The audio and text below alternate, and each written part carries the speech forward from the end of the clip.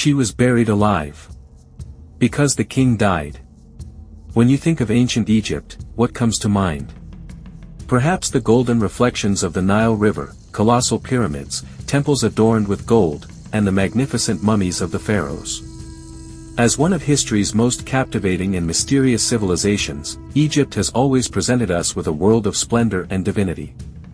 However, beneath this glittering surface lies a chilling truth, buried in the sands of time. This is the forgotten story of servants, concubines, and guards who were buried alive in their tombs to accompany a pharaoh to the afterlife. In this article, we will delve into the horrifying rituals of these forgotten slaves on the pharaoh's journey to the afterlife, exploring the reasons for this practice and how it came to an end, all based on accurate sources. Prepare yourself, because the romantic fairy tale of Egypt is about to give way to one of history's darkest and most shocking realities.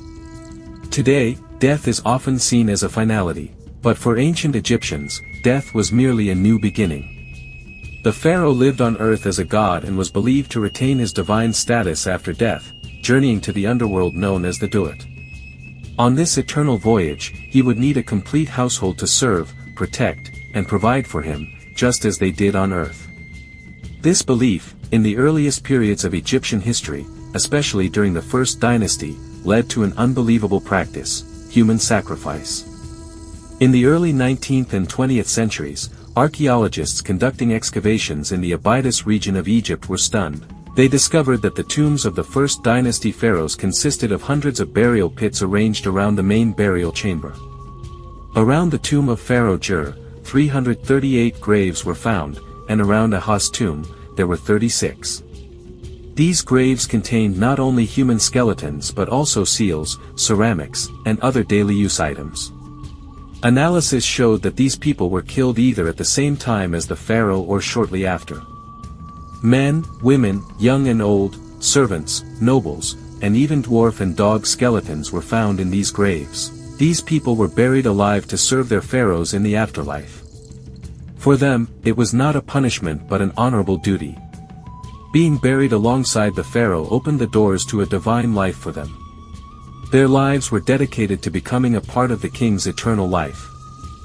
So, why did this horrifying practice not continue for hundreds of years? Why do we not find such mass burials in the tombs of later dynasty pharaohs? This is where one of the greatest revolutions in Egyptian thought and technology emerges. For approximately 3,000 years, servant figures were placed in pharaohs' tombs. What were these figures, and what did they signify? These figures were none other than the well-known Shabtis, also called Ashebti, meaning, one who answers. In ancient Egyptian, Shabtis were figurines of servants who would answer for the pharaoh when called upon in the afterlife and work on his behalf. This change occurred for both ethical and practical reasons. Firstly, sacrificing hundreds of people for every pharaoh was a significant loss of resources for the society. Secondly, thanks to the Shabtis, the rituals after the king's death became more controlled and orderly. Most importantly, this practice shows that the belief system was evolving towards a more humane dimension. Human life was beginning to be valued more than the pharaoh's service in the afterlife.